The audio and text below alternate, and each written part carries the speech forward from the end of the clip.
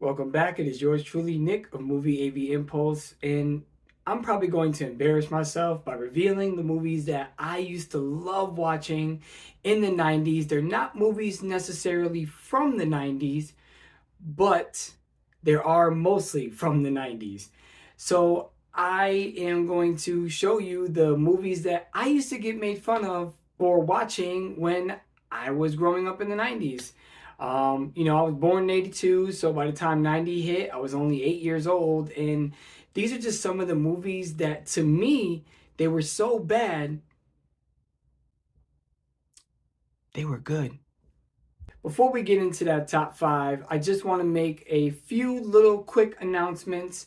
I know that Sunday's video, I don't know, for whatever reason, it came out really glitchy. I apologize for that, and I appreciate you sticking around. Do me a favor, hit that like button for me. You don't have to subscribe, but I hope you do, because every Wednesday, every Sunday, we are taking some kind of ride. But I will tell you that I have a few special guests coming up for my top fives. And for the month of January, my Sunday videos will be mostly rants. So I just wanted to give you a heads up, because the rants are really not my most popular videos. My top fives are usually my most popular ones. So I just wanted to give you a fair heads up that the month of January is going to be all rants. I'll probably switch it up maybe a little bit. I might do a 2-for-1, because I do have one movie coming from Vinegar Syndrome in the middle of the month that I am super excited for. And especially if you're my age, you'll remember this movie. I'm not going to tell you. You're just going to have to wait for it. But I'm probably going to do a review on it and kind of show you the artwork and all that. But I am super excited about it. But other than that, hey, let's get into that top five.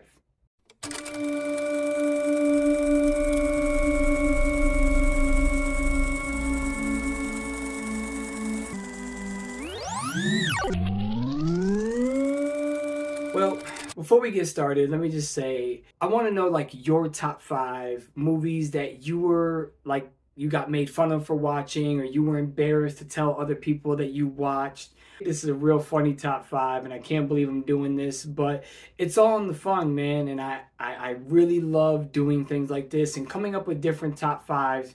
People think it's kind of easy, but when you kind of really look at it, you're like, what do I really want to do for a top five? There's so many different things that I can do that your mind like kind of explodes. So I was just sitting watching The Godfather, and I was like, had this memory that popped up in my head when my cousin walked in on me, and I was watching, well, number five, Suburban Commando. Now, I absolutely love this movie growing up.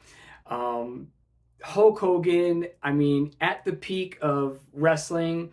I watch wrestling when I feel it was super popular. Of course, I think it's more popular now just because you have social media and things of that nature. But growing up in my generation, I mean, you had Hogan, Sergeant Slaughter, Undertaker, Hacksaw Jim Duggan. Hulk Hogan was definitely my favorite, along with The Ultimate Warrior and Macho Man Randy Savage.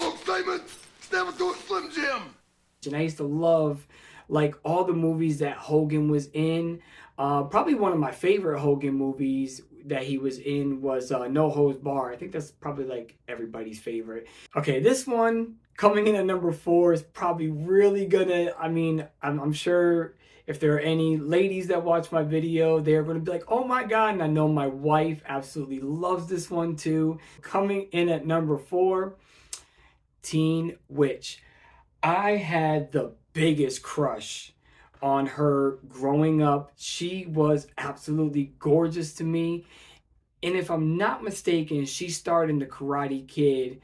And I remember I wanted to punch Ralph Macchio in the face because he got to hang out with her. And she was just super hot when I was younger. Just, you know, she was the hot one. Yeah, and this is one of my wife's favorites too, growing up. But of course, my version was on VHS, and you're probably thinking, how the hell do you have this on DVD?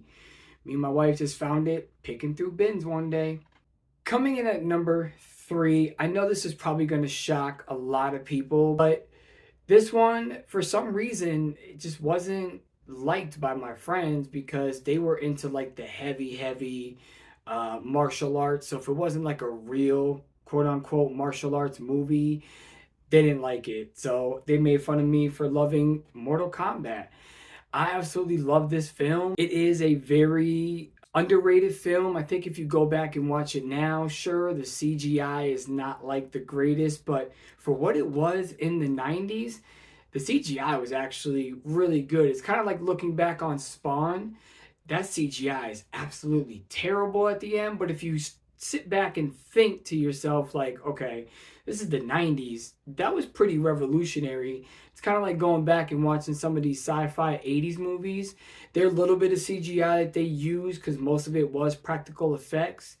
It was actually really good for its time, because I think when we watch movies now from back in the days, we kind of lose sight on the generation and the era and the decade that these movies were made of. So next time you watch a movie and you criticize it, just remember that, you know, the generation that these movies were made in, for that time, that CGI was probably, you know, one of the best you can use at the time.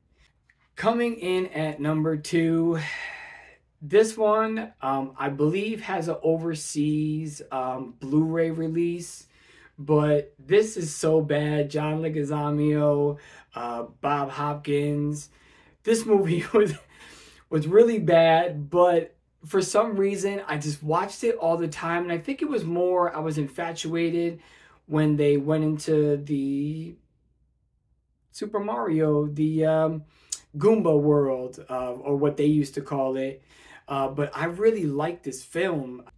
I tried to have my youngest watch it because he was like, "Oh my God!" You know, they didn't even know there was a Super Mario movie, and he loves Super Mario. He's got the old Super Nintendo, and he plays all them games. It's crazy because he tried to watch this, and he was just like, "Dad, what is this? Like, I can't watch it." And here I am. I'm on the couch like enjoying it because this was like one of my guilty pleasures in the 90s, watching it, because again, for its time, the CGI was pretty good. And to know that they had to build Koopa's world like out of sets, you know, that's another thing you got to think about when you build these sets in Hollywood.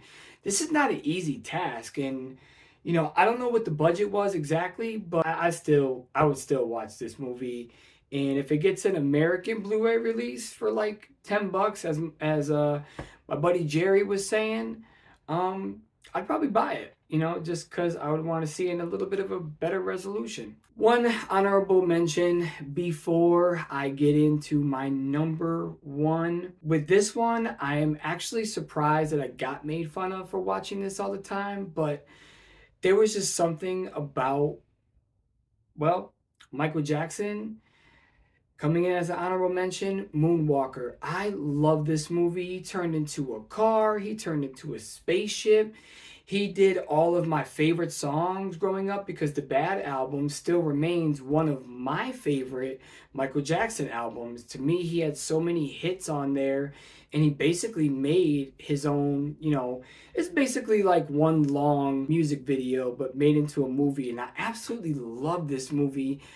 I still do enjoy this to this day. And when I do watch this movie, I make sure that the surround sound is on full blast, because I absolutely love this movie. And I don't really care what anybody thinks. This movie is awesome. Bad is still one of my favorite albums, which basically this movie was based off of. Coming in at number 1, my dad used to play this game all the time, and he actually won a tournament when he played this game. He was extremely good at it. And I never could beat him, and I think the couple of times that I did beat him, I think he just kind of let me, you know, because that's what, you know, fathers do for their sons, because I do the same thing for my little guy when we're playing Tekken. Street Fighter.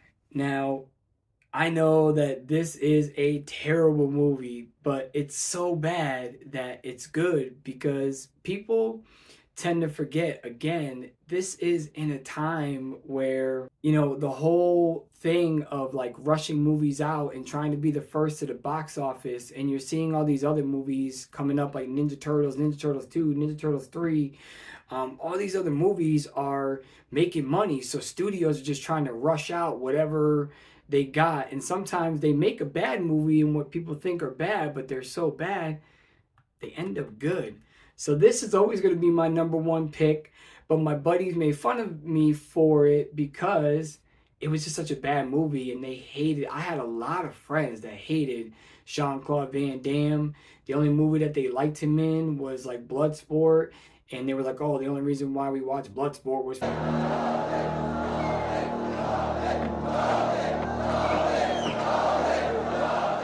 lot of my friends did not like Jean-Claude Van Damme. So for whatever reason, they used to make fun of me for watching this, but I absolutely love this one. I'm thinking about getting that Steelbook that they're re-releasing, but I'm just not sure. I kind of just like this one. This one has a lot of bonus features, and I don't want to really give it up. So anyways, I hope you enjoyed my top 5 with my one honorable mention. It is just great to kind of just, you know, be grown up and not be afraid to show what you used to get made fun of for watching. Even though to some people they might not be that bad, except for Teen Witch, because they're going to be like, "Oh, dude, you're a guy and you were watching Teen Witch." What is your, you know, 5 movies, you know, throw them down in the comments, movies that you got made fun of for watching.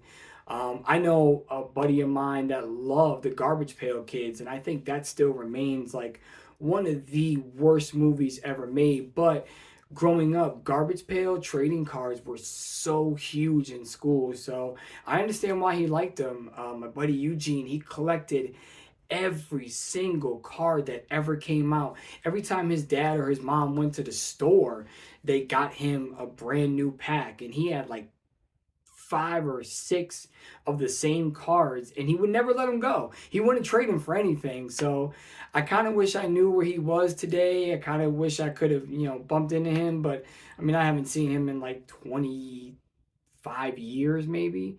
So it'd be kind of interesting to see if he ever held on to those cards. But anyways, thanks for watching, and I will see you on Sunday with another rant about, well, this movie. To me, this man was on fire. See you on Sunday.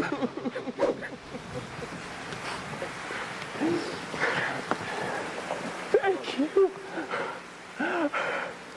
You love me.